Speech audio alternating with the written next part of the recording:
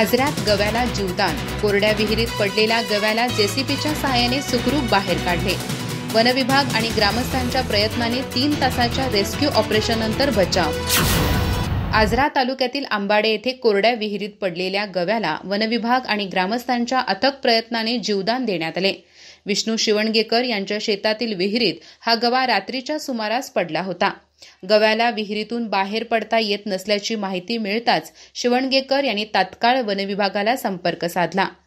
घटनास्थळी जेसीबीच्या सहाय्याने विहिरीच्या काठावर चर मारून गव्याला बाहेर काढण्याचे काम हाती घेण्यात आले. तब्बल 3 तासाच्या प्रयत्नानंतर गवा सुरक्षितपणे बाहेर पडला आणि जंगलाच्या दिशेने निघून गेला.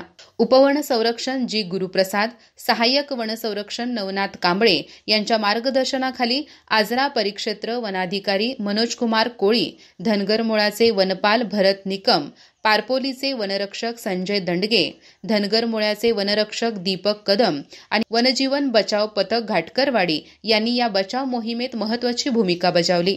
वनविभाग आणि ग्रामस्थांच्या त्वरित हस्तक्षेपामुळे गव्याचा जीव वाचण्यास यश आले असून या संवेदनशील आणि समन्वयात्मक प्रयत्नाचे सर्वत्र कौतुक होत आहे.